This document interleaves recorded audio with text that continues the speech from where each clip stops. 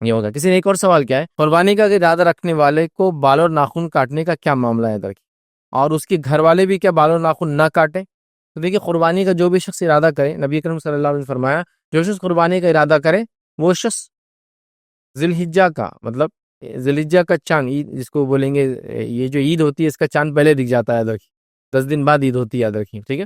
تو ذی الحجہ کا چاند دیکھنے سے لے کر اپنی قربانی تک وہ ناخن اور بال نہ تراشے.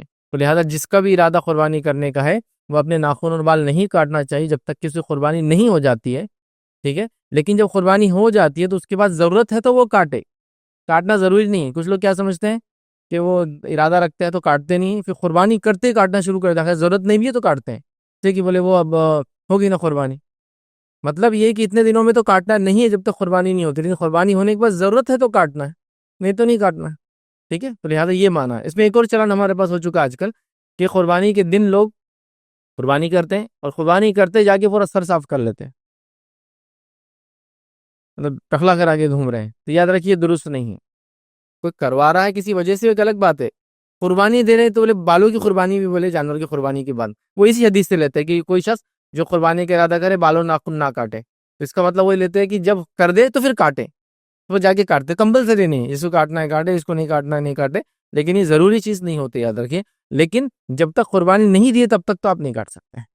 تو اتنے دن جو بھی آپ 10 کو قربانی کر رہے, 11 کو کر رہے, 12 کو کر رہے, تب تک آپ کو رکنا پڑے گا, قربانی کے بعد آپ ہی کاٹے. اب سوال تھا کیا گھر والے بھی ناخن اور بال نہ کاٹے؟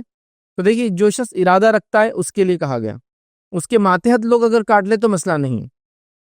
جیسا میں گھر کا ذمہ دار ہوں اور میں قربانی کر رہا ہوں تو میرے ماتحت کئی لوگ ہیں, میرے بیوی ہے, بچے, اور اگر میرے والدین نہیں کماتے وہ بھی آ گئے, میرے چھوٹے بھائی بہن جو نہیں کماتے وہ بھی آ گئے, سب کی طرف سے میں قربانی کر رہا ہوں, تو کافی ہے, ٹھیک ہے.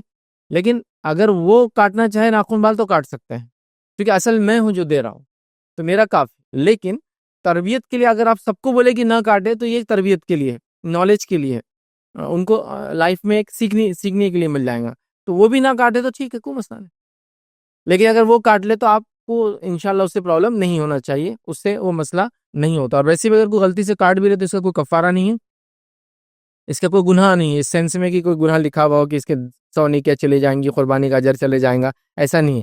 لیکن نہیں کرنا چاہیے, نبی اکرم صلی اللہ علیہ وسلم نے منع کیا, بلکہ کچھ علماء نے لکھا کہ حرام ہے ناخن اور بال کاٹنا, ٹھیک ہے. تو لہٰذا نہ کاٹیں.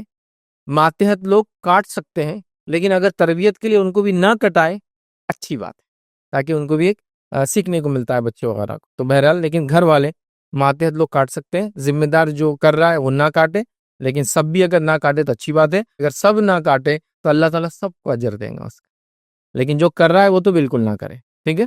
تو لہٰذا یہ ناخن کا مسئلہ ہو گیا, بال کا, تو یہ کاٹ سکتے, کاٹنا ہے تو قربانی کے بعد, کوئی ضروری نہیں کہ کاٹے, جس طرح سے لوگ کچھ غلط فہمی اس میں اس کو کاٹتے وہ کرتے ہیں, یاد رکھیں, ٹھیک ہے. اسی طرح